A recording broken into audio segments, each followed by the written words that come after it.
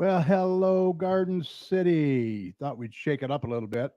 I had to get a new video editor, and I lost all my music and everything, so I had to shake it up a little bit. Well, hello, Garden City and our surrounding neighbors. It's great to be with you tonight. Welcome to episode number 589 of the Garden City Community Chat Show. It's Thursday, and get this, September 1st, 2022. Can you believe it? We're so happy you could be with us tonight. We hope you're all safe and doing well. I am your host, Carrie. Also joining me tonight, my co-host, Garden City's very own meteorologist, Dr. Tom Mawinski. Tom, how you doing? Good, good. We may have switched to September, but it sure feels like summer's still outside. Yeah, it does. Oh, it man. does. And former city councilman and current president of the Garden City Kiwanis, Mr. Mike Jones. How you doing, Mike? Excellent, Carrie, but I'm getting better. Good, good. Good to have you back. Last week you were off doing some Kiwanis stuff. Yeah, we had our state district convention in Bay City. Ah, okay, okay.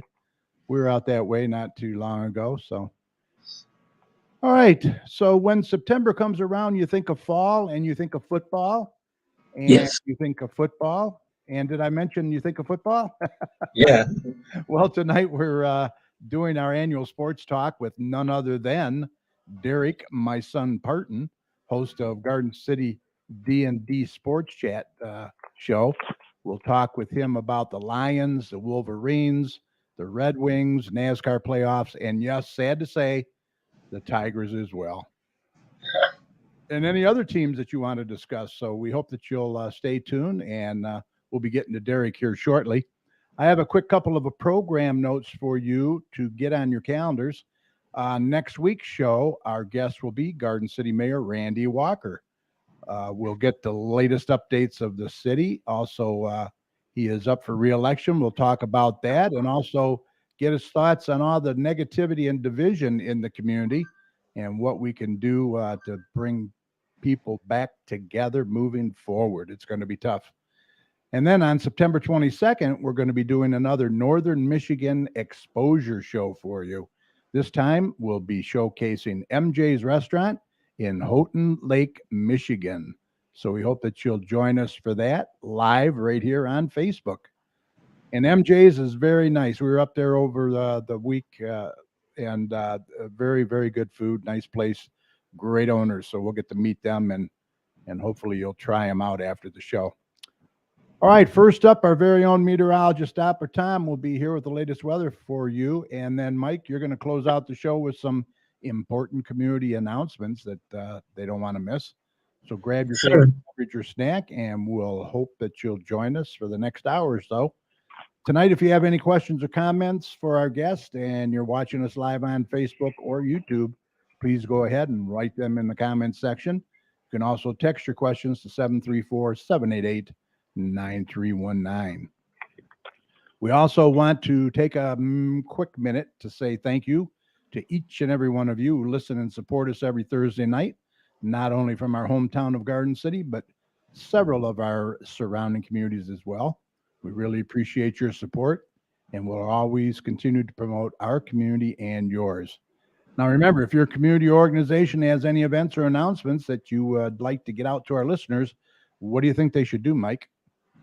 Well, they probably ought to email us, Carrie. Exactly. Email the details to us at gccommunitychat@gmail.com, or you can message us on our Facebook page at facebook.com/gcchat.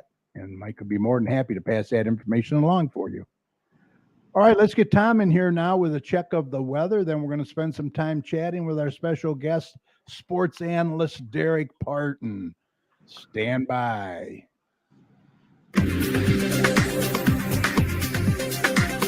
Okay, let's do a check on weather with Doppler Tom. Let's see what he has in store for the rest of this week and the weekend coming up. Tom, take it away. All right, what you got for us? You're right, it has felt like summer out there. Yeah, we may have switched to September, but yeah, summer weather is definitely hanging around, and it's going to be here for a little bit longer. Definitely not seeing a big cool down anytime soon, and we're definitely seeing the continuation of summer. We saw kind of a busy week. Monday, there was quite a bit of active weather moving across the state. And we did deal with some severe weather across Metro Detroit and caused quite a bit of issues all across kind of the area with power outages and trees down and a lot of problems out there. But luckily, it's now passed. We've dealt with a nice kind of quiet stretch over the last couple days. And we're definitely quieting down now, especially kind of the last 2 days. A lot of sunshine out there, a lot of blue skies, and just getting a little bit warmer each and every day. We just crank it up a couple more degrees, and we're going to continue that trend as we kind of get into the next few days. But the only changing aspect of the weather is we're going to see a more buildup of clouds over the next couple days. So it won't be kind of more kind of cloudy or kind of into tomorrow than the last couple days. So overall, we're going to see temperatures bottoming out tonight, kind of in the upper 60s. So kind of a mild night out there. And then we're going to get into the upper 80s tomorrow. So another warm day on tap. Definitely a warm day on tap. But that's not nothing because it's going to continue to get warmer as we get into the weekend. As we get into Saturday, we're probably going to get into the low. Oh, yeah. We're going to get into the lower 90s. So definitely getting back into the muggy meter and definitely seeing kind of a little bit more of kind of summer sticking around. And luckily, we're going to see kind of a system moving on Sunday, and we're going to begin to see a transition as we get into next week. I don't think too much is going to be happening along this front, but nevertheless, it's going to bring some cooler air as we get into next week. So on Sunday, we're going to get a little bit cooler. Probably into the mid to upper 80s. So we're dropping back down. And then kind of as we get into Labor Day itself, we're going to get into the lower 80s. So just a couple days of some warmer, kind of hotter weather out there and then kind of cooling back down. But kind of continuing the trend as we get into next week. All of next week looks like we're going to see temperatures kind of into the low to mid 80s. Wow. So not really cooling down too much. We're definitely going to stay on more of a consistently warmer basis as we get into next week. And then kind of getting into the middle portion of the month, I do see 80s, lower 80s continuing as we get into the mid portions of September. So overall, we're definitely going to stay warm for the start of September and continuing kind of into the first to second and to the second week of September. So overall, staying fairly on the mild side and warmer side than late, and kind of staying on the drier side as well. I didn't really see too much in the way of precip as well. So if you want kind of some more summer-like weather, we definitely have it over the next couple of weeks. So I know people like it, and they're going to soak it all up until the very end because those type of people, they just don't like the snow and the cold as we get into kind of the other kind of colder months. But overall, I don't really see any more crazy weather to really write home about. We don't need any more of that. It definitely was quite a busy early part of the week, but now we are starting to quiet down with that. So good news with that. Quickly talking about some other weather, definitely staying busy across the U.S. The West right now is dealing with oppressive heat. I mean, temperatures well over 100 degrees, heat indices well over 110 degrees to 120 degrees. So they're dealing with oppressively hot temperatures out there. And this is September, Carrie, and they're still dealing with it out there. So it's definitely staying on the very hot side across the western part of the U.S. The southern part of the U.S. is still dealing with rounds and rounds of storms over the last couple of weeks. A lot of flooding down there as well has been such a horrible issue for quite a big part of the area down there, from Texas to Mississippi to Kentucky. You've heard all those bigger cities down there getting inundated with so much rain. And every year it happens to somebody. Last year was our year with that crazy flooding. And now it's other cities. So luckily it's not us this year because it easily could have been. So we favor more of a drier summer than a wetter summer here up in Michigan. So we'll take it. But other than that, overall, kind of our region dealt with some active weather on Monday, but overall quieting down kind of into our region. The hurricane season is starting to wake up as well. We have a new system out there, and there's potentially some more systems beginning to develop as we start the month of September. But the good news is that all these systems don't appear to be kind of moving toward the U.S. So that's some good news. They're just kind of being into the ocean, and they're called fish storms, if you will. They'll only kind of affect the fish out there. So it doesn't appear to be any immediate danger to the U.S. So that's some good news as well. So we'll take it. Yeah. But overall, we're going to continue to be in the summer bask of kind of the heat out there over the next couple of days. So if you want to keep tuned to all my local weather information, just go to my website, DopplerTomsWeather.com, and it will keep you updated as we continue summer. I mean, we're in September, but yeah, we're continuing the summer weather out there. Yeah, that's crazy. Definitely not football weather, is it? Tell me about it. No, absolutely not. Some of the last few mornings were pretty nice, but Yeah. we're definitely not into fall just yet. Right. Wow. Crazy. All right. Well, let's introduce our guest for tonight. Please welcome the host of D&D Sports Chat and also my son, Derek Partin. Hey, how you doing, son? What's up, everybody? How you doing tonight? Good. Good. So Nice to be back on. Yeah, good to have you as always. I know you've been busy lately. Oh yeah, a lot of stuff going on personally, professionally, all good stuff going on. But yeah, it has been busy last couple of months. So, but the timing was right though. It was perfect. Obviously, getting the kickoff of football and Red Wings are right around the corner. NASCAR. There's a lot of stuff going on for sure. A lot of stuff going on. Yeah, let's talk about the Wolverines, our favorite team.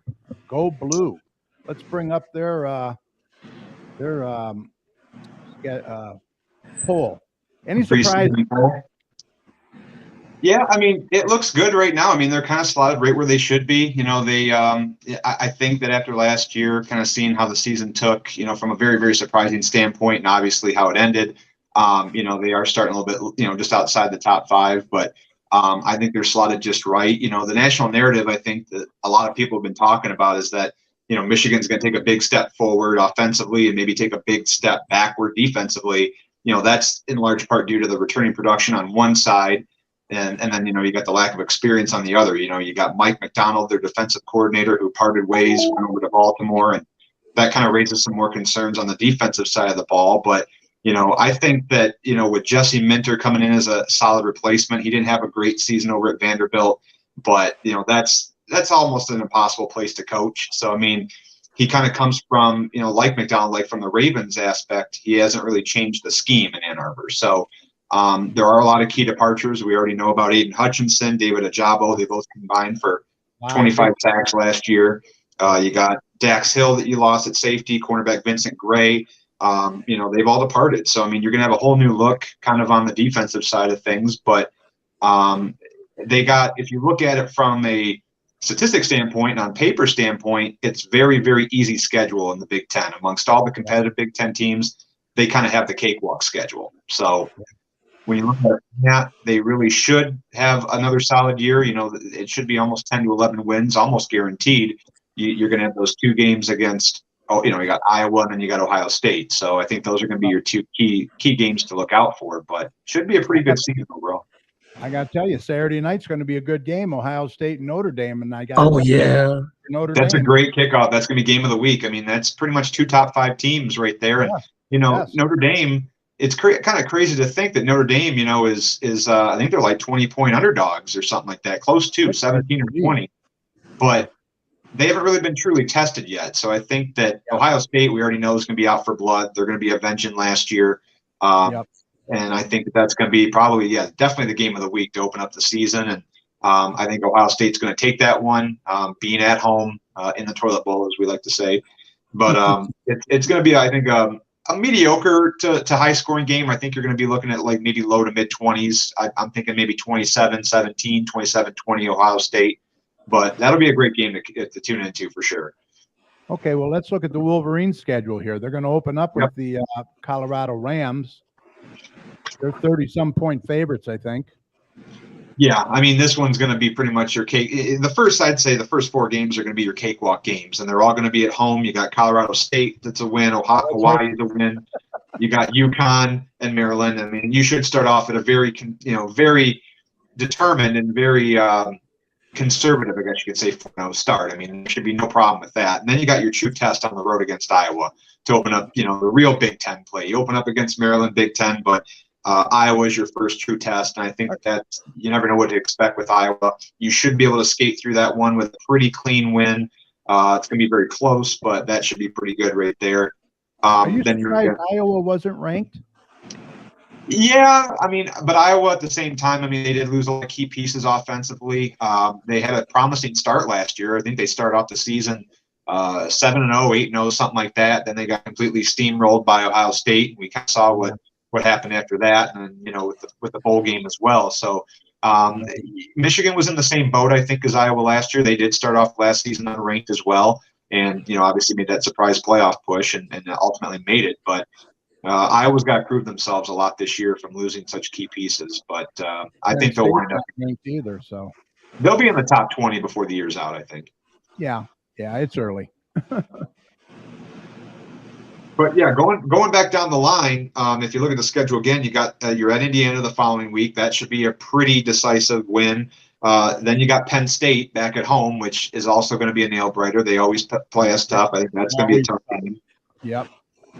You got Michigan State at home again this year. So, I mean, that's always going to be the big rivalry game. I think Michigan State, that's another team that's kind of slated to win between 8 and 9 games this year. And Mel Tucker, I think he's had a hell of a recruiting class in 2022.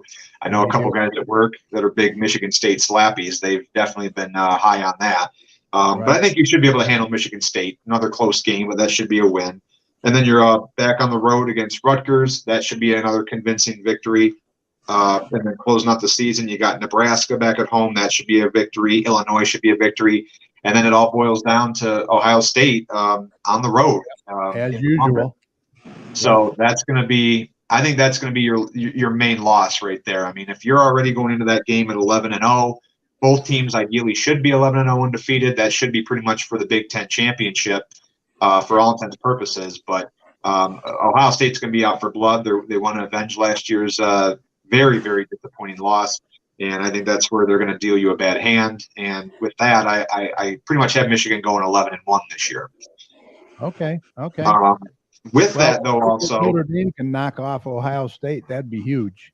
It would be. I think it's just going to be too much really to overcome at the very end of the season. Hopefully, and then also you're going to have the undecisiveness with your quarterback. I mean, is it going to be J.J. McCarthy? Is it going to be Cade McNamara? They were talking about possibly doing quarterback by committee. Now it's looking more like Cade's going to be your starter. My bold prediction, I guess you could say, is I would say by probably early to mid-October, you're going to probably see J.J. McCarthy at starter. I really feel that he was the guy that kind of led you into where you were last year. He was your quarterback in the playoffs. I think that under center, he's just better in those pressured situations, those stressful situations. He's better in the red zone, I think, than Cade. He does have that scrambling ability. I think Cade's the overall better quarterback, but I just feel also that JJ he gets the team more amped up, and I feel like his play calling is just a little bit better, and he's able to scramble with the ball. So I definitely like a scrambling quarterback. There's no doubt in my mind. And that's where, well, we'll get into the Lions shortly here. But, Mike, what's your prediction? You're a season ticket holder. Yeah, I'll be there on Saturday, a 93-degree temperature or whatever in Ann Arbor, 110,000. It's gonna be a hot one. Oh yeah, So gonna have to wear a mask, I guess, because of the virus and what have you. Mm-hmm. I pretty much agree with Derek. I think they start out with a lot of cake in the schedule. Yeah, they've got 2 or 3 games that they're going to have to worry about before they get to Ohio State. But it's hard to imagine them beating Ohio State 2 years in a row, and this time in Columbus. I know. It's going to be They tough. just have an annual advantage in recruiting over everybody else in the Big Ten. Yeah, they do. Yeah, I agree. I have to agree. I can see 11-1. But, stranger things have happened in college football. That's what's so great. Yeah, you don't pay attention, you're going to have an upset. And this whole 2-quarterback routine, I'm just not it's happy. hard to see how they could be consistently a top team changing the quarterbacks every week. How Derek, how could Harbaugh not pull the trigger on a quarterback? I mean, how can he not say, Listen- okay, McCarthy's going to be the quarterback? I It's a- just think you look at it kind of from a standpoint of how things ended last year, how they started towards how they ended. I mean, you did have Cade as kind of like you were rolling with him as your number one, I'd say 75% of the season. And then, you know, you kind of started to see him tail off a little bit, and they slotted JJ in there, and then they kind of started doing the swap outs, you know, depending on when they were in the red zone or not. And, you know, JJ was able to kind of carry them throughout the, you know, the college football playoffs, and at least towards the end of the season against Ohio State. And I mean, I think it just really boils down to play calling. I think it boils down to just who can find the right targets at the right time, and where ultimately they are in the red zone. And I think JJ kind of outshined Cade in that aspect. But yeah, I mean, I'm not going to argue about it. I think that, you know, it's to go with Cade to start the season. I mean, they're kind of replicating what they did last season, and I think that might be the smartest way to go about it. But like I said, bold prediction or not, I guess if you want to call it a bold prediction, I'd say that probably JJ is going to be your starter early to mid-October, and that'll probably put you right just before Michigan State. So, I mean, I'm okay either way. I think they're both, you know, very young, decorated, talented quarterbacks. But I think at this point of the game, I think JJ's just got a little bit more of a leg up on Cade when it's all said and done. Well, maybe Harbaugh's trying to please both parents. Yeah. He doesn't want. It's hard for him not to go with McNamara as a starter after last year. Yeah. Yeah, But I don't think he wants to take any chances of McCarthy getting upset and going into the portal and transferring. So he's got to keep him satisfied that he's got a future. yeah, because Well, there was talks about possibly being transferred in the offseason, and I think that was he made that last minute decision not to transfer, and I think that you know he was kind of hoping that he got the starting gig overall or outright, and then you know it obviously as of right now it's not really coming to fruition, but again, you know, it all really depends on how the season unfolds and where injuries slot in, because they're going to happen, and you know how much either one wants it. So.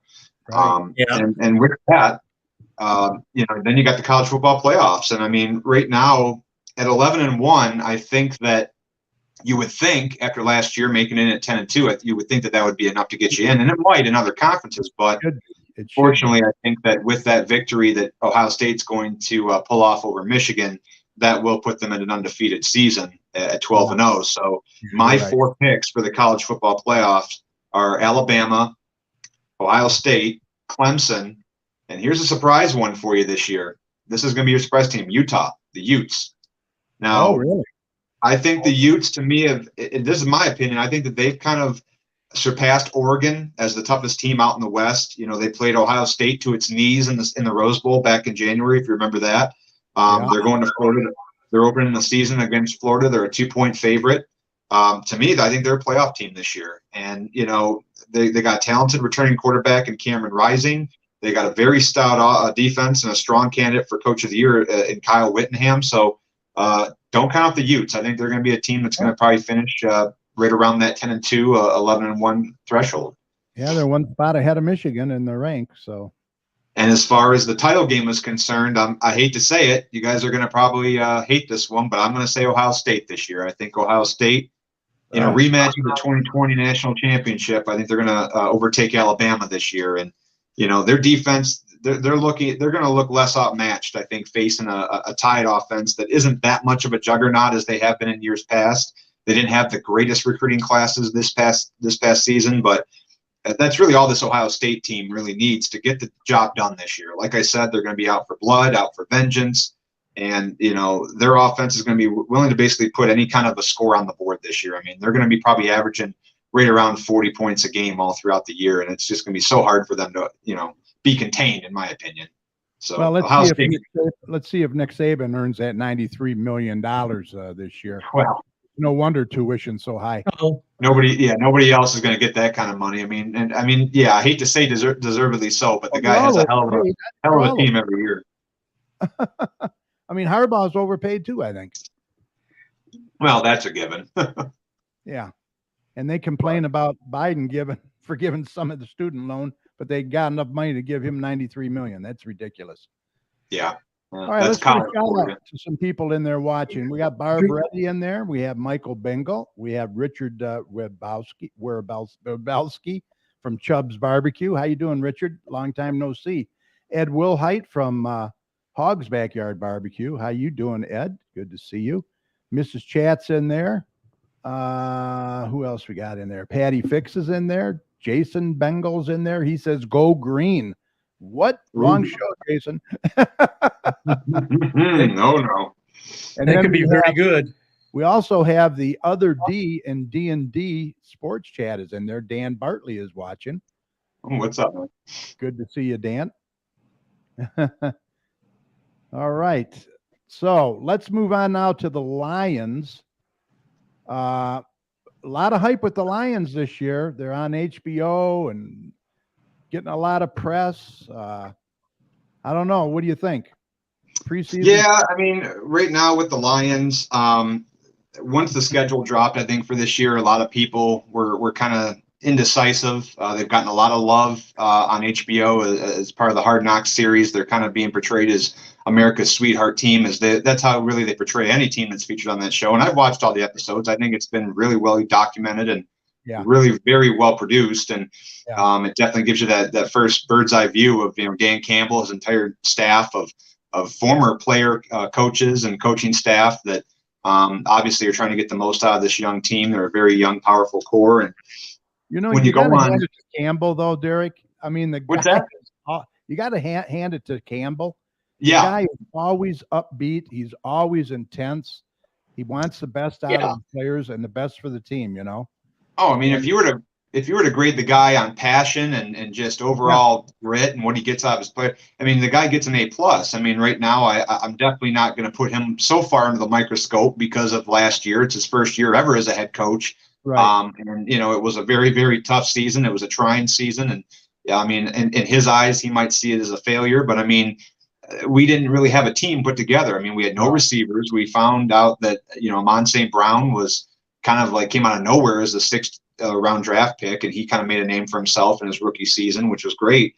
But they went out and they got some guys. They got rid of Blau and they got rid of Boyle. So they signed Nate Sudfeld. What do you know about him?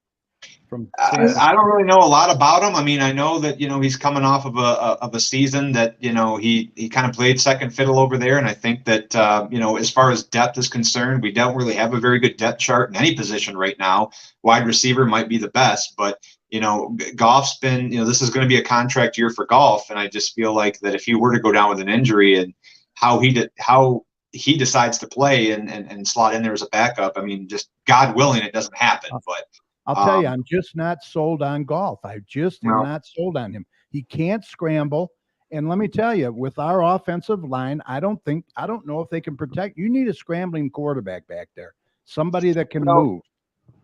You got with Jared Goff, I mean, he did post his worst numbers since his rookie season. And, 14 games, he had 19 touchdowns last year against 8 interceptions. So, I mean, from a stats wise, it wasn't really a horrible season, but the fact of the matter is that the guy just never got rid of the football, and he's got tiny hands, and he tends to kind of slip the ball through his fingers a lot.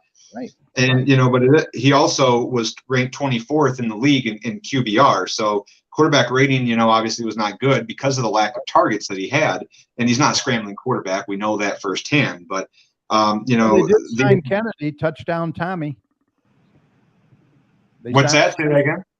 They did sign Kennedy. Yeah, that was I think that was a good sign right there. But I mean, you're also going to be getting guys when you look at who they got. Aiden Hutchinson, obviously taking him in the draft. You got the hometown boy. That's going to severely help the defense.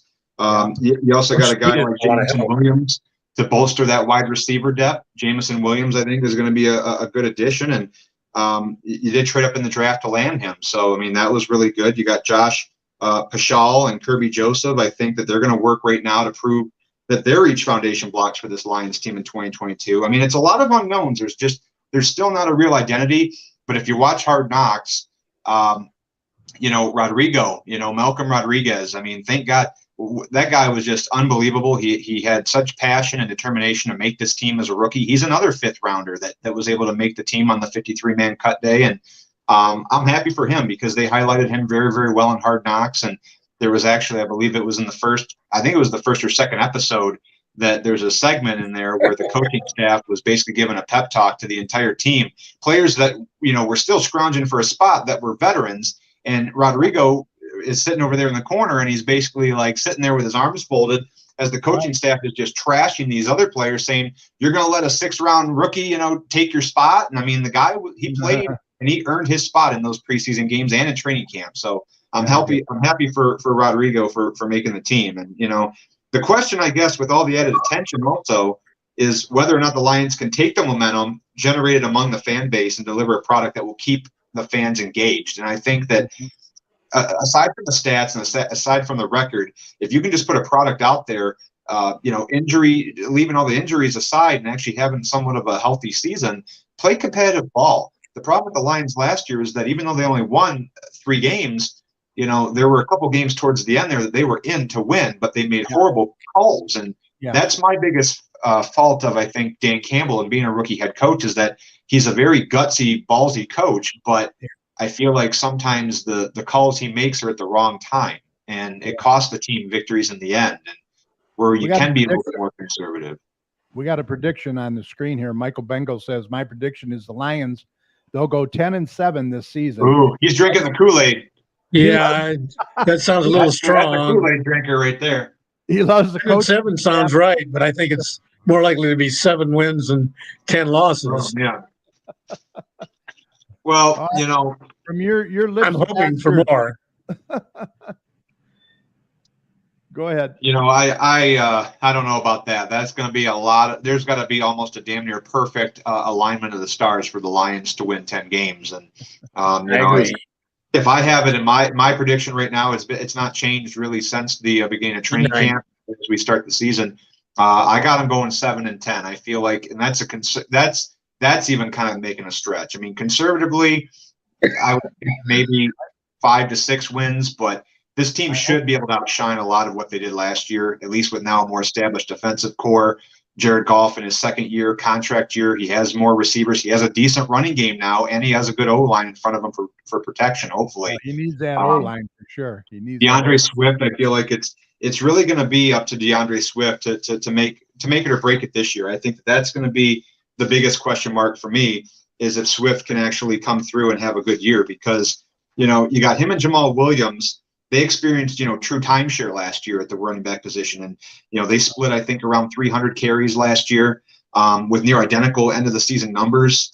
Swift averaged about 4.5 yards per carry. Williams averaged just under 4. And this was a rushing attack that was 26th in the league last year in rushing EPA. So that I think there's going to be a lot of question marks revolving Swift and Williams to see if they can improve. And I think that Swift is the guy that you need to really ramp up as far as his yards after carry and try to get into the end zone from the red zone this year is what he struggled in last year. So, Swift and Williams, they should see a major uptick in production. I think that there's going to be a big production uptick for them, assuming reasonably good health across the board in the backfield, and on the offensive line too has got to make holes for them. So what's your predictions then? You Green Bay again in our division or what? Yeah, I mean, it's really hard to bet against Green Bay to take the division in such a depleted and very weak division as it is. I mean, I really think that if you look at the game-by-game predictions, obviously you got opening the season, at home against the Eagles. I think that's going to be your loss right there, your first loss. You got week 2 against the Commanders at home as well. I think that'll be your first victory. So you're 1-1 to start. You're on the road against the Vikings. That's going to be a tough game, but I think you're going to lose that one. So you're 1-2. It's a close game. You got the Seahawks that you're back at home. You got the Seahawks, and I think you're going to win that one. That's going to be a kind of a surprising win to put you back at 500 at 2-2. Wow. Then week 5, you take on the Patriots on the road. I think that's going to be a tough one, but you're going to lose that one. So you're going to fall to 2-3. Then you got week 6 is going to be the bye week. Week 7, you're at home, you're on the road against Dallas in a very hostile environment over there in Arlington. You're going to lose that game and go to 2-4. And then week 8, you got the Dolphins at home. I think you're going to lose that one as well to fall to 2-5. Then you're going to have your first game at home against the Packers in week 9. I think you're going to lose that one in a very close matchup. So now you're at 2-6. So you're about almost halfway through the season, and you're looking already at 2-6. But then they're going to start kind of ramping things up a little bit. the second half of the season. You're going to go on the road. You're going to go on the road against the Bears. Yeah, the Bears. Win against the Bears. You're going to win on the road again week 11 against the Giants. You're going to go to 4-6. Then you're going to lose to the Bills, and pretty much a very convincing one. You're going to be on the road. The Bills are a team that's favored to win the Super Bowl. That's tough. So now you're 4-7. Week 13, you're going to go back to home. You're going to be against the Jaguars. I think you're going to win that game and move to 5-7. Week 14, you're going to be back at home against the Vikings. You're going to win that matchup. Now you're going to be 6-7. So you're knocking on the door at 500. And then week 15, you're on the road against the Jets. I think you're going to lose that one in a very, very tight matchup. You're going to fall to 6-8. And then to round out the season, you're going to be on the road against the Panthers. You're going to lose that one, go to 6-9. Then you're going to beat the Bears at home in week 17, go to 7-9. And then find the finale on the road against the Packers at Lambeau. You're going to lose both games to Green Bay this year. I have a hard time saying that. Yeah, 7-10. And that'll be your 7-10 season. And that's just my pick. Yeah. And that's conservative. I mean, that's being very, very conservative with my picks, but at the same time, somewhat optimistic. I want to start sipping the Kool-Aid like some people, but I just can't get there yet. Not with this Michael team. says the black cherry Kool-Aid I'm drinking is pretty good, he said. Well, if he's drinking black cherry Kool-Aid, I guess maybe he wants to be a Red Wing fan. That's said, closer to the Red Wing remember, color. as long as they stay healthy, they can win, he said. If they stay healthy, I mean, I think 7 wins is definitely not out of the realm of possibility. But, I mean, we saw it last year. Yeah. I think staying healthy in the pros is going to be the biggest Achilles heel for this team. If last year was any indication, that's, I think, what's going to cost you victories. And I think if you're depleted by Thanksgiving, you're probably not going to win more than 5 games. So if you're a healthy team, you win 7. If you're depleted with injuries, you're going to probably win between 4 and 5. What do you think, Mike? You like that prediction, or you're not? I would go with 7, possibly 8, but I've probably been drinking the Kool-Aid too. They show a lot of spirit, and I think they have a lot more talent, but they don't have the depth of the playoff type teams. So injuries could really sidetrack them bad. Yeah, and they got a lot of young players too in there.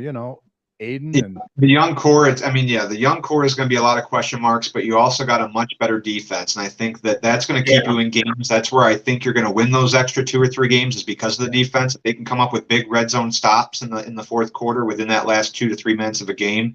That's where they're going to weigh heavily on the shoulders of the defense. And Jared Goff, I mean, he's not going to be the Matthew Stafford that we saw in years past, where he could, pull a 2-minute warning down the field, go 75, 80 yards. You're not going to see that much out of Jared Goff. He's a more conservative quarterback. He's conservative with his playmaking. He's a short router. He's not a deep ball threat. So, but they have a lot better receivers this year. That's what I was just going to say. The receivers are better. We have a better running game. Yeah. We could see some improvement, but we could also see Sudfeld too. So you never know. Hopefully not. Hopefully not. You hope that Jared Goff stays healthy. If he wants to get extended. If he wants to get extended, he's going to have to play his hearts out. I mean, he's going to have to really make those stats worthy. So he better earn his money, that's for sure. What's Mrs. Chat say here? So I guess I better return your Lions championship leather jacket I got you for your birthday. Oh, no. I don't know what you're talking about. I don't know. I have no idea what that is. I've never owned one unless it's in the closet at your house. I do not own any sort of Lions championship memorabilia. No, we've never had a championship. When did she buy it? 1957? Has it been in the closet for the last 25 years?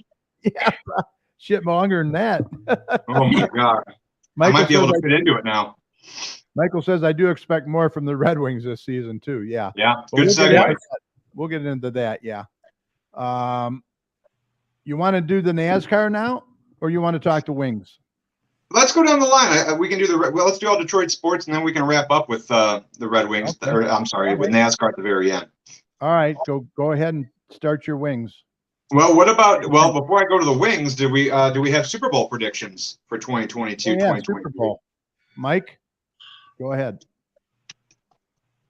I like Cleveland. Really? Cleveland? Yeah. Wow, that's Kool-Aid. That's a brown flavored Kool-Aid right there. Browns and who for Super Bowl? Boy. Green Bay. Green Bay. Green Bay, I don't know. There's a lot of distractions over in Green Bay. I feel like with Aaron Rodgers, it's always about him. He did lose, Devontae Adams. He lost a very key piece of the offense right there. But Green Bay should be able to win this division. I think winning 10 or 11 games, which is what I have them winning. I think Green Bay is probably going to go 11-7, somewhere around there, or 11-6 rather. I'm looking at Buffalo. I think Buffalo is going to be in there. Buffalo could be my pick. Buffalo was my pick to win the Super Bowl this year. I think Buffalo, obviously them versus Kansas City in the championship game, it's going to be, I think, a must see. I think that's going to be your championship game once again. Josh Allen, I think he's been waiting too long. He's had to withstand, watching Kansas City, steal the thunder and the spotlight the last couple of years. I think this is the year the Bills finally turn it around. Tampa Bay, I think everybody's talking about Tampa Bay. Denver is going to have a loaded roster this year. Denver, I think, is going to be another major threat to possibly win the AFC. Denver's improved, yeah. But yeah, I mean, as it sits right now, I mean, it's really hard to bet against a very, very hard-nosed and determined Buffalo Bills team. And as far as the NFC, as far as for the NFC, Rams, I think, are going to be just so hard to overcome this year. I mean, again, they didn't lose anybody. They made their team, if anything, better. Matt Stafford making another hard push. I think the Rams might actually make it to the Super Bowl yet again this year. So that's my pick. I got Bills and Rams in the Super Bowl. And Bills coming out on top this year. They finally get the monkey off their back. Yeah. And the Patriots, boy, they just fell apart, didn't they? Wow. Well, another young team, I mean, once they lost Brady, they were kind of already in that downhill slump. But, Matt Jones is coming off a solid year. They made the playoffs last year. They won 10 games, and they're a team, I think, that's right there on the cusp. They got a few more moves that they got to make, I think, from an offensive standpoint. Their defense is kind of good. They're right there in the I'd say between the top 10 to mid pack of defense, but they got a couple more years to go yet. A couple more draft picks, get some good draft picks, make some trades. I think the Patriots will probably be, a deeper playoff team in the next maybe 2 or 3 years. Right. Well, they do have Matt Patricia. Yeah, they got Matt Patricia back. That's where he belongs. I mean, he can't hack it as a head coach. He can only do defensive coordinator work. So, I mean, and he's back with Belichick. So maybe that's all that's going to work for him. Yeah, I also want to welcome Eddie Tabb to the show and Fawn Salvador. Thanks for joining us. Appreciate that. All right, let's go on with the Red Wings. What do you think? Playoffs. I'm excited. That's my biggest. The Iser plan was put to full execution this past offseason. I mean, I guess you could say that last year, when you look at last year, it was kind of the year, it was remembered as the year of Mo Seider and Lucas Raymond. They arrived on the scene and they did a tremendous job. Huge season by both, especially with Mo Seider. They made the Wings fun to watch and somewhat competitive again. And it was great to see that. We had a few miserable seasons in the middle of that. But, I mean, every year I think the uptick has really been we're knocking on the door of the playoffs. I know last year the expectations were kind of high, and this year they're even higher. I'm kind of like, if the highest bar is right here, I'm right here at the bottom. I mean, it's knocking on the door. And I think that they're going to be another fun team to watch. They bolstered their offense. They got some quality scorers. They got better goaltending. Yeah, I mean, right now as I look at it, you had some key additions, and you had Ville Husso, who's going to be, your backup goalie to Ned. And I think, Ned, I really didn't know if he was going to be staying after last year or not. He kind of tailed off at the end, but a lot of inconsistencies from Ned. But I think that they are still very, very solid on him being your starter. But having that depth with Husso behind him. They're going to be, I think, splitting more duties. I think that it's going to be 60-40 still with Ned and between the pipes as your starter, but he offers a lot of depth, though, behind him and Husso. So their goalies definitely got bolstered this year. I like what I see. And, I also like what they added with the veterans. You got David Perron, you got Andrew Kopp, Ben Chariot at defense, and Oli Mata. I think that those are going to be some real good pieces at defense, which has been your most lackluster position the last probably 3 or 4 years now since they've been missing the playoffs. So Eisman assessed a lot of key needs. I mean, it was definitely, I think, an A to an A minus as far as the moves, the trades, the additions in the offseason. they're going to be good. I think that they're going to be good. They're not going to be great, but they're going to be good, and they're going to have a lot of entertaining games this year. Yeah, Michael said that they got a lot of new core players, so like Raymond and Cedar, and should be interesting. He also says, I think they're really improved and are going to be fun to watch. Yeah, they're going to be a lot more competitive this year, don't you think? I think you're going to see your goal scoring boosted. Obviously you already had, goals from, Larkin, you had Bertuzzi, Raymond. They all scored over 50 points. Larkin almost scored 70 points last year. I think he's going to get over 70 this year. I'd love to see Larkin have 40 goals especially in a contract season now. But they're a one-line team, and that was I think the downfall for last year is that they relied heavily on their first line.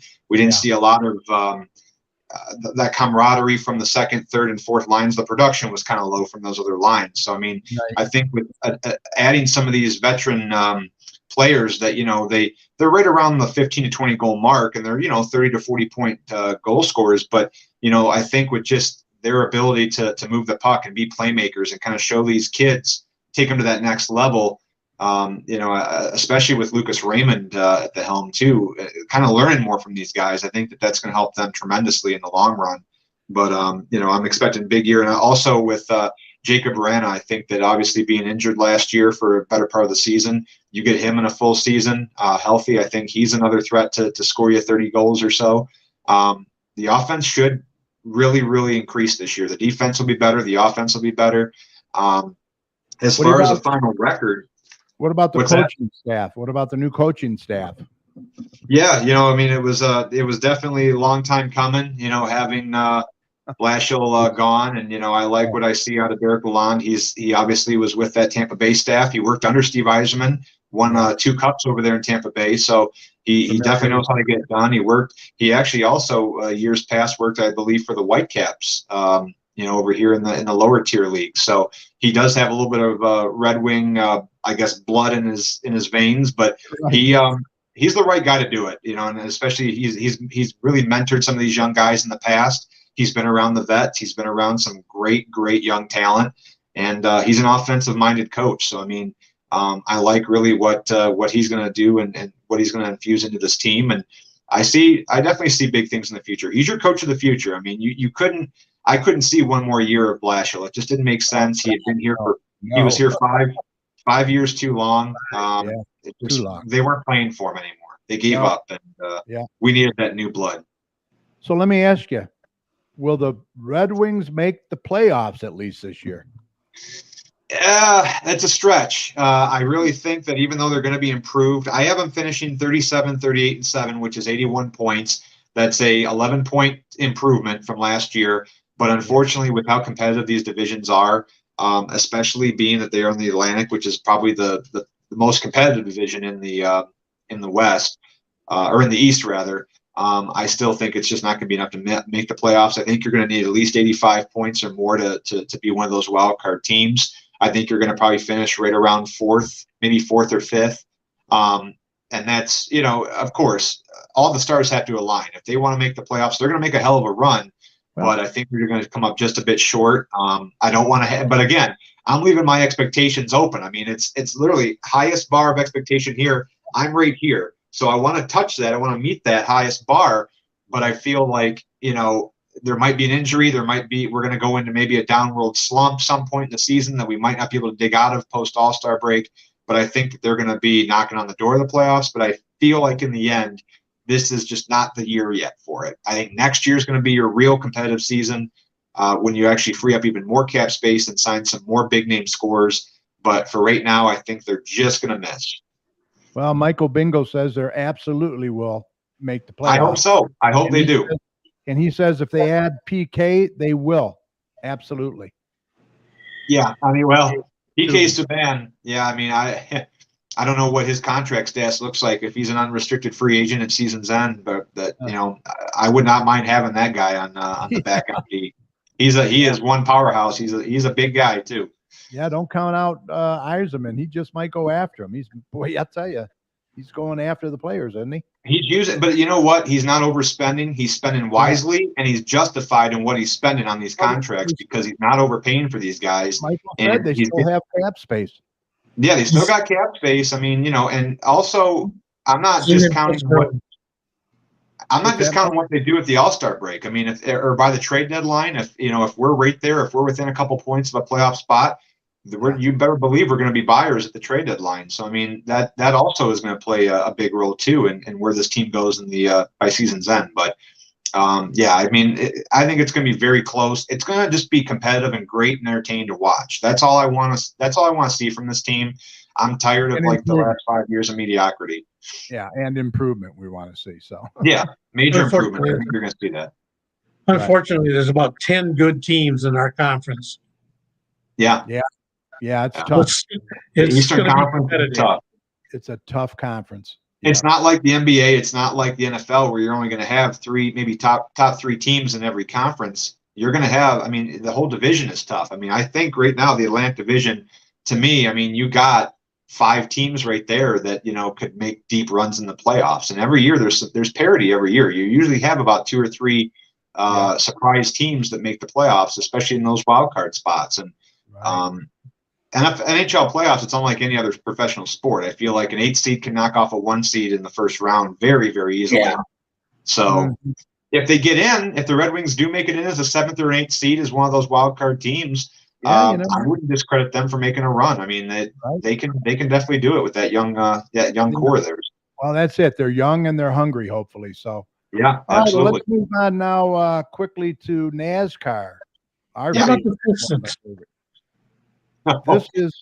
This is the points, how they earn their way into the playoffs. Yeah. And then here are the 16 that will be in the playoffs. Any surprises there? Well, I mean, if you're gonna talk about the elephant in the room, and the biggest surprise, I guess that would be Ross Chastain from Trackhouse. Yeah. I mean, we didn't expect him or Suarez. I did not have either one of them in the preseason. He's in there even. Yeah, Christopher Bell, but I mean that's Gibbs. They usually always have guys in there. They always have good equipment. Christopher Bell is a proven driver. I mean, this is his second run in the playoffs, but to have both Trackhouse guys in there with wins. Ross Chastain obviously ruffled a lot of feathers over the course of the season.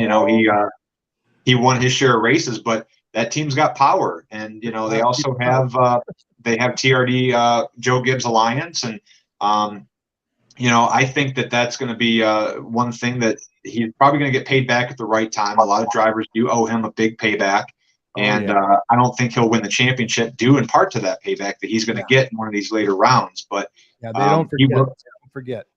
No, but looking down the line, Austin Dillon, he kind of got that walk-off victory at Daytona. Under weird circumstances, there was rain, there was wrecks, it was chaos. So I mean, he's kind of stole position from Martin Truex Jr. I kind of felt bad that Martin Truex didn't make it, especially when he was like 6th in points. If you don't count the playoffs, the whole playoff format. But Dillon he'll be an early exit.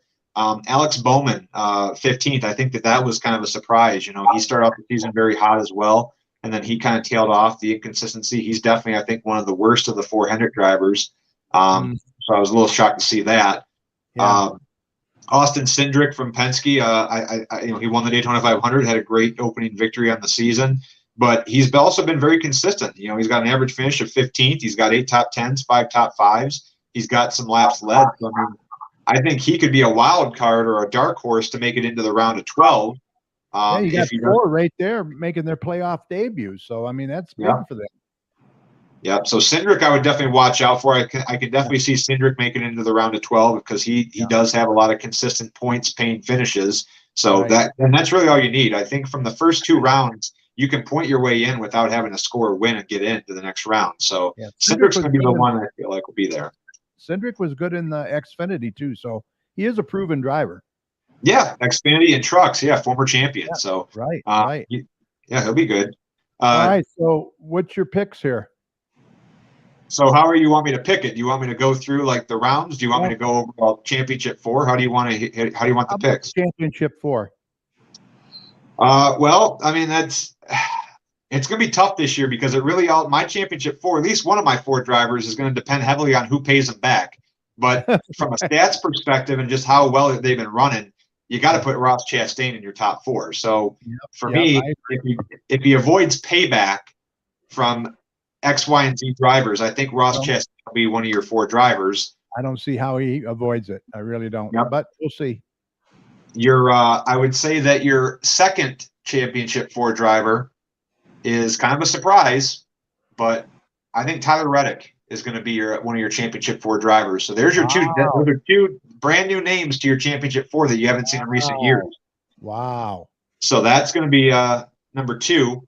Okay. And then number 3 is going to be 3 and 4 both going to be Hendrick drivers. So you're going to have Kyle Larson as your 3rd driver. Yeah. And your 4th and final driver. I mean, how can you bet against him? Chase Elliott. So yeah. I like that.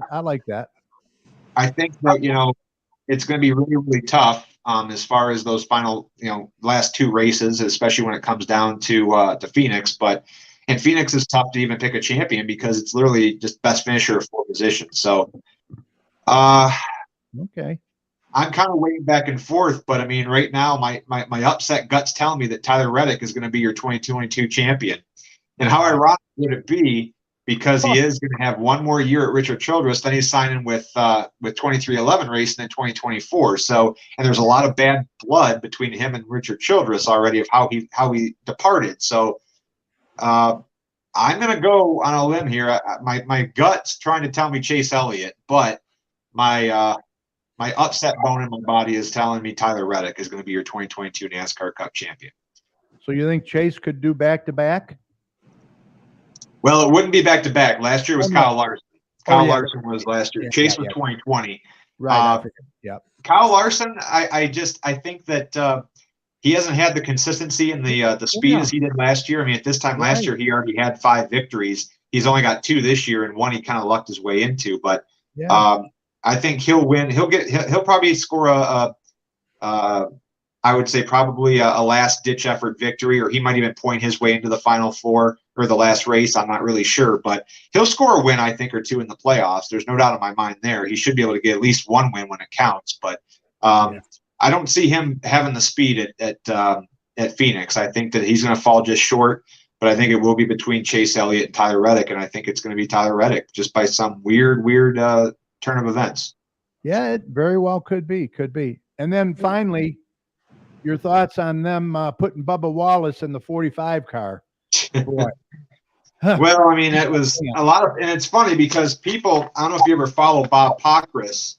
Bob Pockris from Fox Sports, he's a pretty, well-known NASCAR insider, and I follow him all the time. He works for Fox Sports, and he does some of NASCAR's dirt sheets, but he actually was joking a few weeks ago about, they're going to put Bubba Wallace, in Kurt Busch's car, and they're going to try to determine a medical waiver to put him so that his car can race for a championship, but it would be Bubba in the car.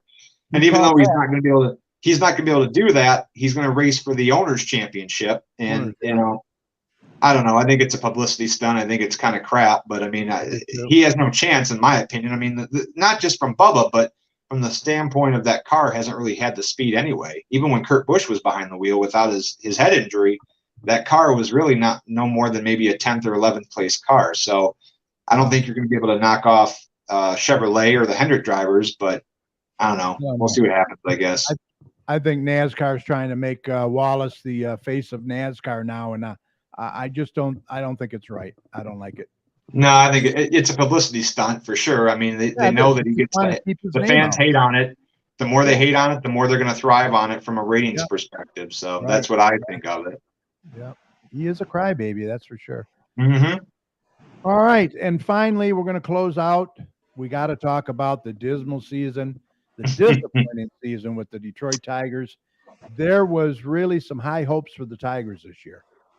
Yeah, I mean, I fell for it. I mean, I guess I drank the Tigers Kool-Aid if it means that. But yeah, and Javi Baez right there. I mean, he was kind of going to be the base of this team, and really not signing Jose Correa. I thought that that was going to be our missing piece, or at least somebody that we could build off of, and negating the fact that he is a strikeout machine. It's basically he swings for the fences or he strikes out just completely looking silly. We lost this team probably already, I'd say probably by the first week of May. I mean, it was really already early, too far gone. Yeah. And now, they got rid of Avila. Was that they got that. They closed out the year in that regard. Yeah. too many injuries to their starting pitcher, too many failures You on lost their too many hitters. people. And we lost some pitchers. Yeah, you lost Yeah, your pitchers. there's You lost 16 starting pitchers this year. That's a lot. That is a Yeah. lot.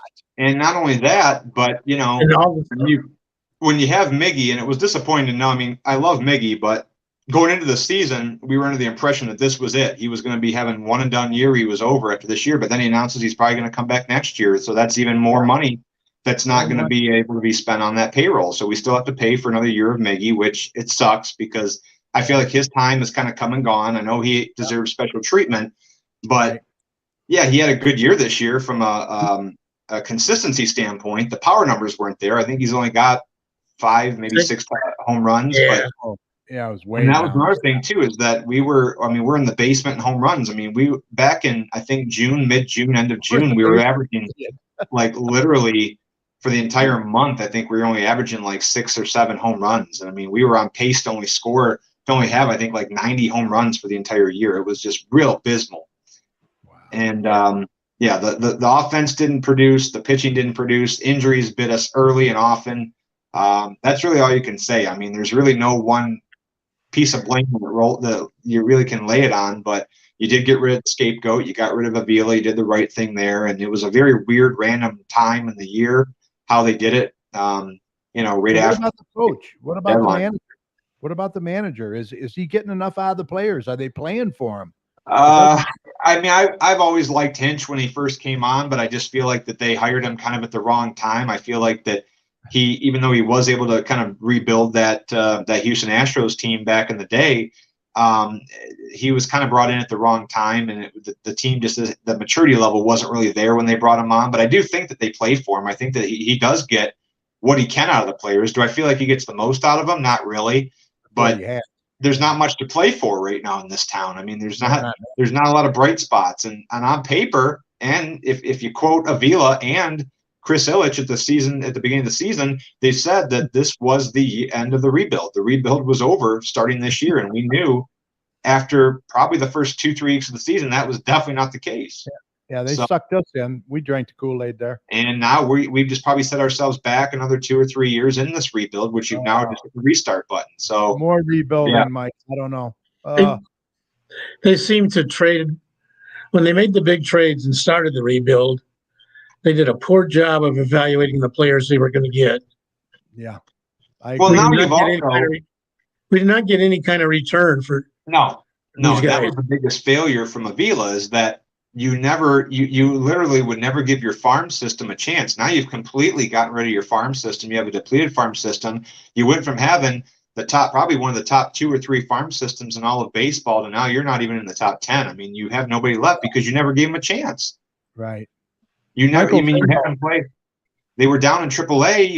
You would call them up for a cup of coffee, send them back down. Then you would use them as trade bait to try to get somebody else or another young guy. I mean, the way Avila managed this team and how he made trades was absolutely mind-boggling. Oh, it's terrible. I mean, at this point now, as we look for a new general manager, my thing is, if Theo Epstein is available and up for the call, I say bring him in. That guy's got probably the best baseball mind in all of in the league. So I mean, why not? Why not take a stab at him? Yeah. Michael Bingo says Baez is terrible at the plate. He stands too far from the plate. Grossman goes to Atlanta. They discovered a flaw in his batting stance, and he's now hitting the ball. Yeah. Well, that was a big heartbreaker when we lost Robbie Grossman, because he was from last year. He was one of the sweethearts. We got him kind of here as he was supposed to kind of just be here for a short term. He wasn't really supposed to be anything of our future. And he came out, and I think he had like 20 home runs last year, somewhere near that. And then this year, what's that, Mike?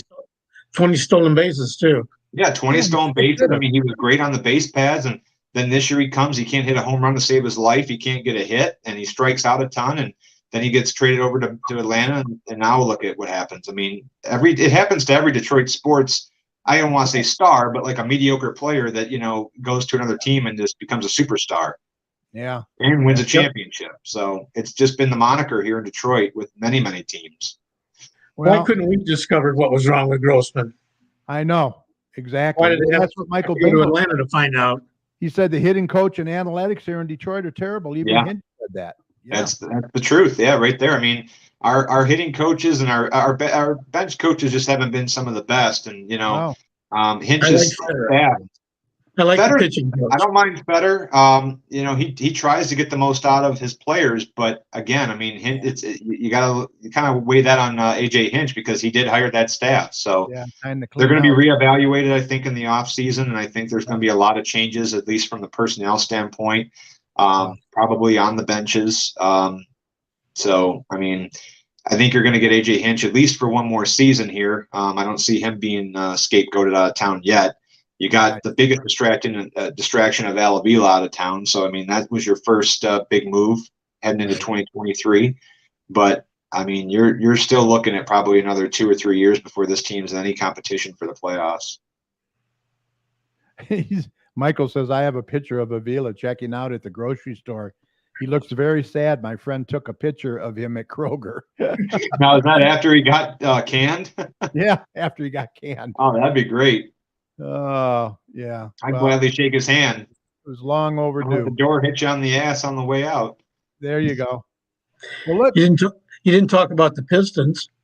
Yeah. Well, I'm not a baseball guy. I'm the wrong guy to ask about the Pistons. All I can say is what I've heard and what I've slightly read about is that they have made their team better. They drafted better. Obviously, they got a top draft pick. I think that they're gonna. And in the NBA, here's the deal: in the NBA, you can be 3 or 4 games under 500 and still make the playoffs. So, I mean, the Pistons, in my opinion, should make the playoffs this year. They should make a push for it, but I don't think it's the right time. I don't think they're going to make it this year. I think they're too young.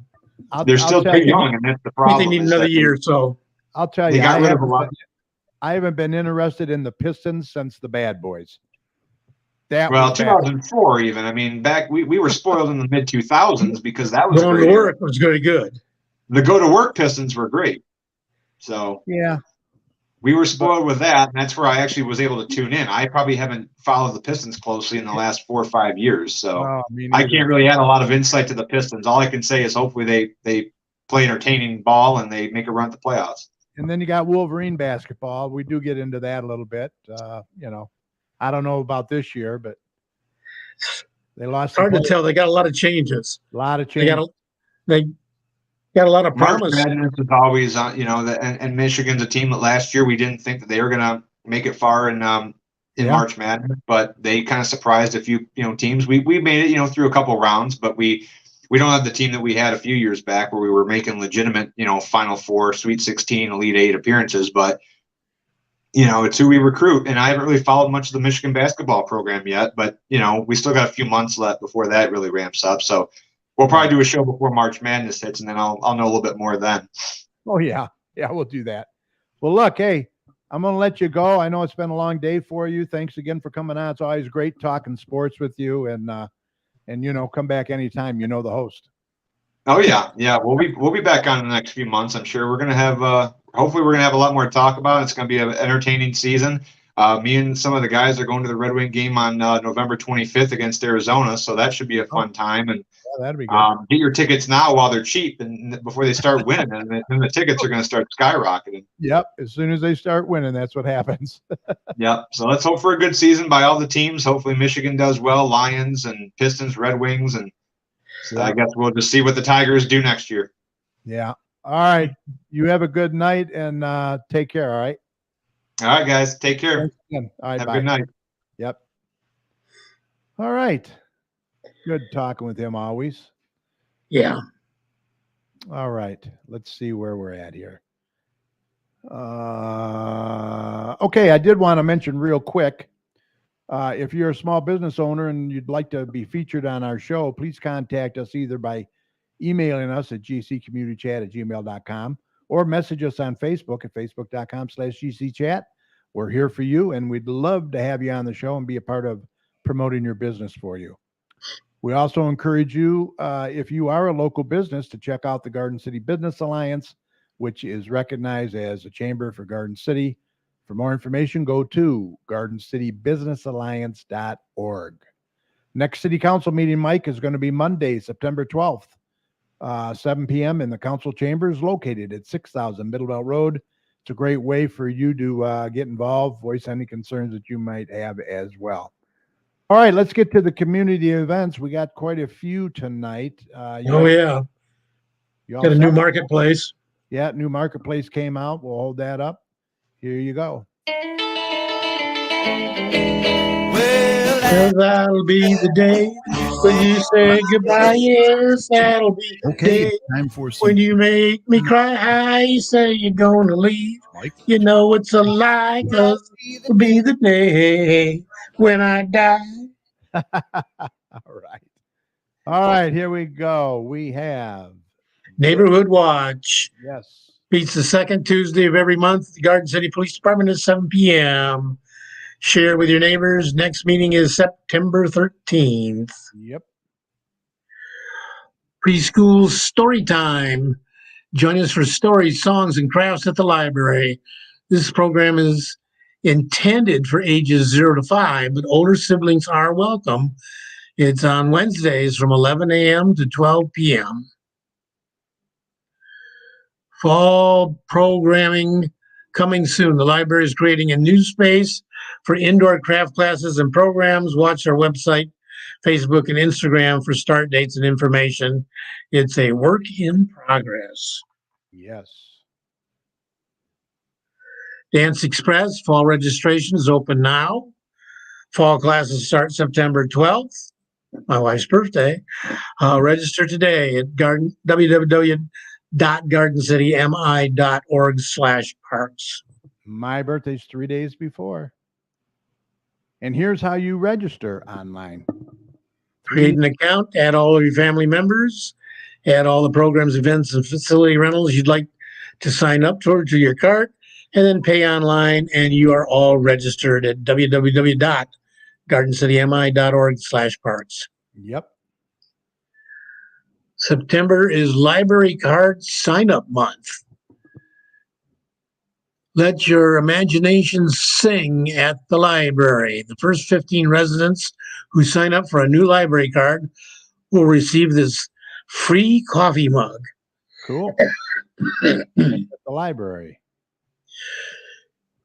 Use the code RENFIST22 for a $2 discount per ticket online for the Michigan Renaissance Festival, which has already started on August 20th and runs to October 2nd. Labor Day Monday, they're on September 5th. So Festival Friday is September 30th, 10 a.m. to 7 p.m. Rain or shine, free parking. Haven't been to that for probably 4 or 5 years, but that's a fun time. It is a lot of fun. We usually get that big ass turkey leg and eat that. Oh yeah, Those are good. Show me the money. Fast and fun game every Wednesday. Public is welcome. This is at the Notre Dame Hall at 3144 South Wayne Road in downtown Wayne. Doors open at 5 p.m. Easy to play, easy to learn. Cash prizes starts at 7 p.m. There's food in the cash bar. Yeah, they got a lot of stuff going on there at Notre Dame. Yeah, including the karaoke every Friday night. Doors open at 5 p.m. With DJ Justin. Yeah. Labor Day Festival. Athletics of Western Wayne presents the Labor Day Festival. There's rides, there's games, there's food. It's September 2nd to 5th, Friday through Monday at the, Hype, H-I-P-E, Yep. Athletic Center on Howe Road, 4635 Howe Road in Wayne. Yep. The Livonia Civic Chorus is looking for a few good men and women. Do you love to sing? Well, yeah, but I don't do it very well. Join us for our 58th season. Membership information on our website. Mission to nurture the vocal talents of our members while providing choral performances. Rehearsals begin Tuesday, September 6th from 7 to 9 at the Emmanuel Lutheran Church, 34567 7 Mile Road in Livonia. You're too hard on yourself, Mike. Yeah, no, I can remember back in college when I was part of our fraternity sing. We had to have a choir member on each side of me singing in my ear to make sure I was close and on key. Drowned out. Yeah, everybody had to participate, so this was a compromise. That's good. Okay, Parks and Recreation is having an artistic media classes. Yeah, a lot of them. Young artists begin watercoloring. This is for ages 10 to 12 on Tuesdays from September 6th to 27th, 4:30 to 6:30. Beginning watercolor for ages 13 to 15, Wednesdays from September 7th to 28th, 4:30 to 6:30. And then beginning watercolor 1 for ages 16 and over on Monday, September 12th to October 17th, 6:30 to 8:30. All classes will be held at the Radcliffe Center, 1751 Radcliffe. For more information, you can call 734-793-1850.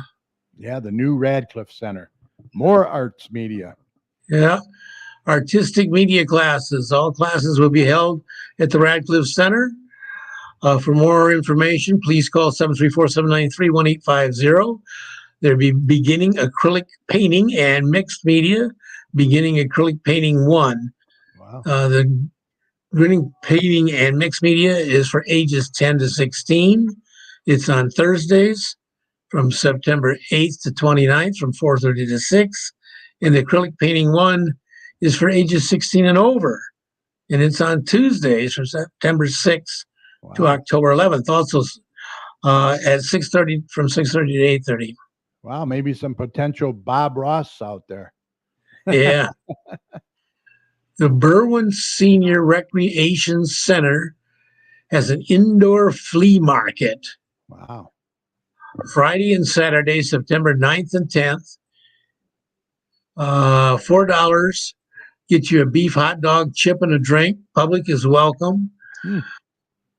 Indoor market includes new and used household items, kitchen items, pots and pans, etc., arts and crafts, jewelry, books, puzzles, videos, DVDs, games, toys, handbags, lots of ceramics, finished and ready to paint, holiday items, baked goods, and much more. This is going to be at 26155 Richardson Street in Dearborn Heights, north of Ford Road, south of Warren Road, west of Beach Daily. Wow. It's a good deal. Yeah. Okay. Free and open to the public Patriots Day celebration. Jack Demmer Ford and Harmony 2 Town Chorus is sponsoring it. It's going to be on September 10th from 11 a.m. to 11:30 is the pre-show ceremonies. Starts at 12. You should arrive early. Harmony Town Chorus is going to be in concert. It's an outdoor event. Bring your own chairs at the Notre Dame Hall again at 3144 South Wayne Road in downtown Wayne. Okay. Artistic media classes.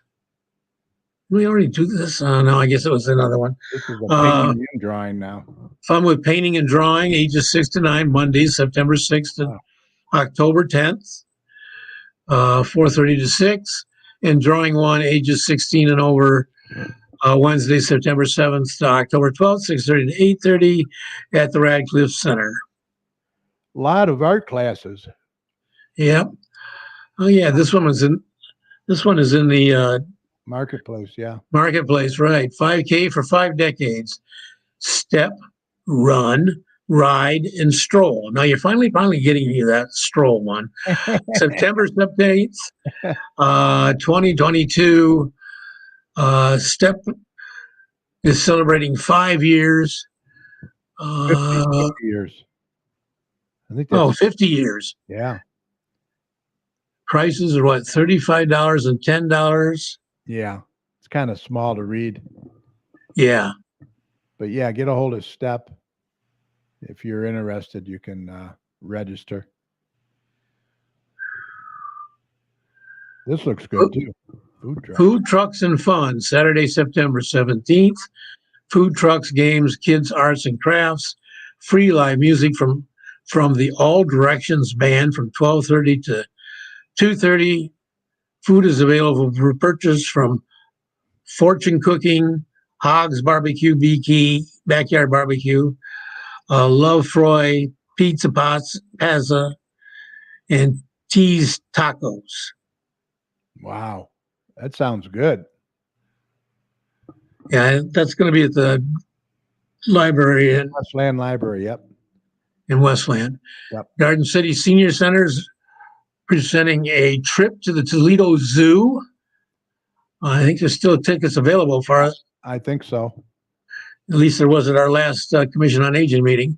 Yeah. Wednesday, September 21st, Park and Bus will be at the Radcliffe Center. Bus loads at 8:45, departs at 9, arrives at the Toledo Zoo at 10:15. Bus loads at 3, departs the zoo at 3:15, arrives home at 4:30. Tickets are only $20 per person.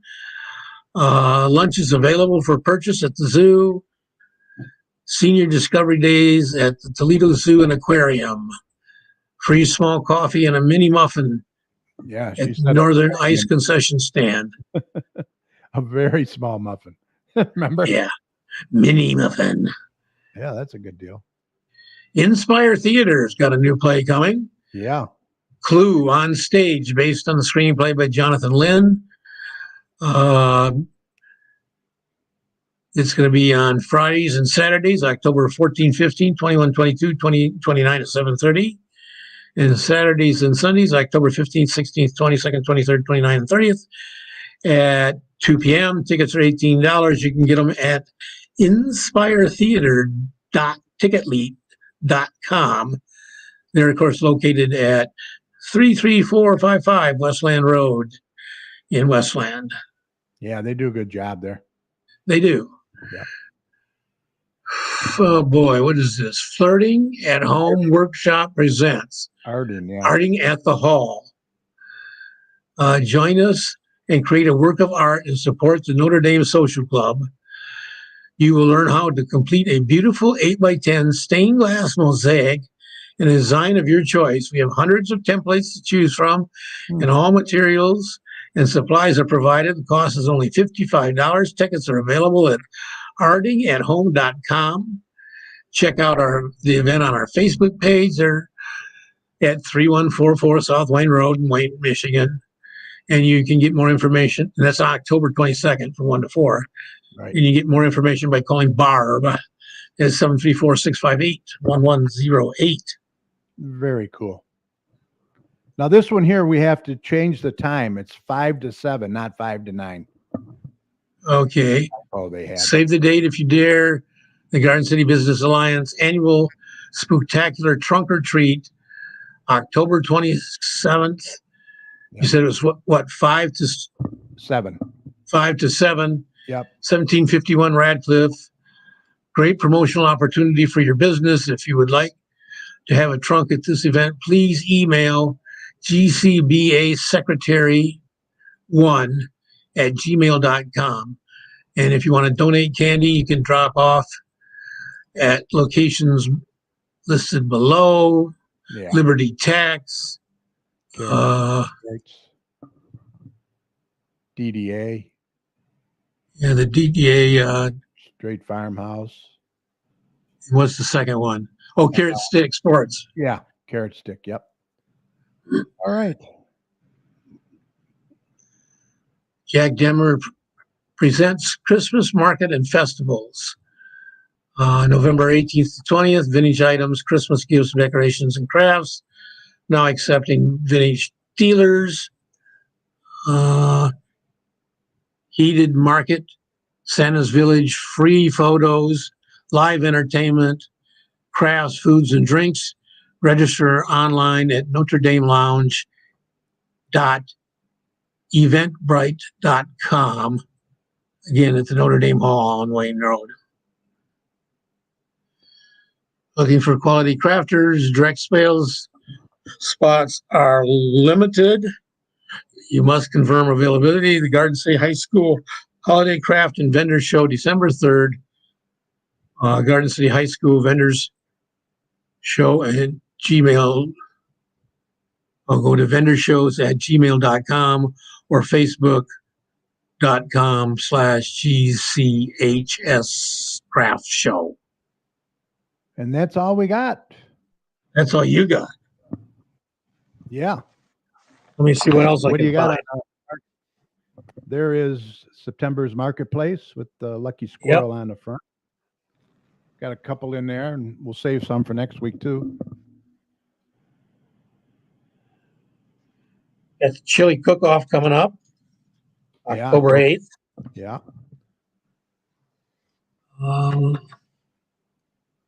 Lucky Squirrels got a session going on September 17th.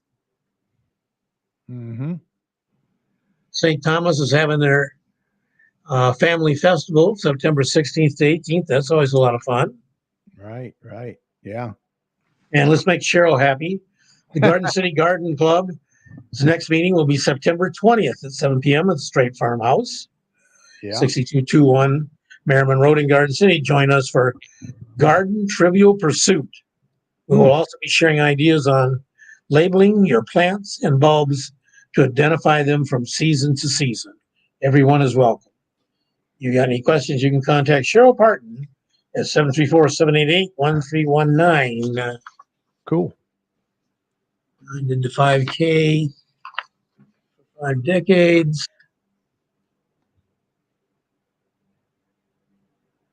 Oh, there's a new theater boot camp for all ages. Wow. Civic Theater in Garden City. It has a theater boot camp for kids for $60 and a boot camp for adults for $60. It's going to be on Tuesday, September 17th from 6 to 7. Where's the Civic Theater? Never heard of it. Huh. News to me. The program is going to be at Radcliffe Center. So, Oh, okay. Okay. Yeah. They have that stage there probably in there. yeah. Preschool story time at the library. Yeah. What else? Anything else? Scrapbooking at St. Simon and Jude Church in Westland on October 15th. Yeah. That's always big. Scrapbooking. Talked about Spooktacular Trunk or Treat. Yep. Artistic media classes. I think we talked about that. I guess that's it. Okay. You're just answering. Michael says it's past our bedtime. Yeah, tell me about it. Yeah. Coming up on an hour and a half. That was a good show. Hey, Yeah. we're always looking for guests to be on the show. If you're interested, we'd love to hear from you. It's very easy. Just email us once again at gccommunitychat@gmail.com. Message us on Facebook. If you see us out on the street, just pull us aside and say, hey, we want to come on the show. Doesn't matter what community you live in. We want to hear from you. For now, we're going to be doing the show remotely and safely from the comfort of your home or office. Share your information with us and the surrounding communities. Contact us today, and we look forward to hearing from you. And with that said, Mike, I think we're ready to call this a podcast. Podcast. Special thanks to our guest, Derek, my son, Partin. Good time. He had some good information, good picks. So we'll see if any of his comes to fruition. He does a good job on sports. Also, a big thanks to my fantastic co-host, meteorologist Tom Iwinski, and Kiwanis president Mike Jones. Great job as always. Mike, any final thoughts before we go? No, I think that's about it. I'm worn out too. Yeah, been a long show. But Yes, hey, sir. we covered a lot. It was interesting. I always enjoy talking sports. And a huge thank you to each and every one of you for sharing part of your time with us. We really appreciate it. Remember, this show will be available right after we sign off tonight on Facebook. So we hope that you'll catch it later at your convenience, especially if you tuned in late tonight by going to facebook.com/GCChat. Or you can go to our YouTube channel. Just go to YouTube and search for GC Community Chat. You'll find not only this show, but all our past shows as well. And please subscribe to the show or to the channel by clicking on the red subscribe button. We would really appreciate it. And as always, we continue to thank all the healthcare workers, first responders, police and fire, everyone on the front lines who serve and protect us every day. We can't thank you enough. Be safe, and we want you to know that you and your families are in our thoughts and prayers every day. And whenever you see any of these heroes, please let them know how much you appreciate them. Remember, the success of a community depends on the community, so please support your local businesses, and please don't hesitate, vaccinate. Yeah, there's With another booster. vaccination. It's going to be available. Yeah. For in a matter of days. I'm going to get it. That's for sure. Yep, I'm going to get that other third booster and also a flu shot too. They're going to be available. So they say you can both at the same time. It doesn't matter. Yeah. I don't know. We'll see. I think I did that last year and it wasn't no problem. And Mike, if you see something, say something. Right. Look out for one another out there. For all your weather information, be sure to head on over to doppertomsweather.com. Great user-friendly website over there. Some good weather information for you. We will see you right back here live again next week, September 8th, 8 p.m., when our guest will be Garden City Mayor Randy Walker. So until then, we hope that you enjoyed the show. Thanks for listening. If you would like to contact us here at the chat for any reason, once again, our email is gccommunitychat@gmail.com. We'd love to hear from you. Please have a very safe and wonderful rest of your week and have a safe and wonderful Labor Day weekend. Happy Labor Day. And good night. Good Mike, night. take care, buddy. Have a good one. You too. All right.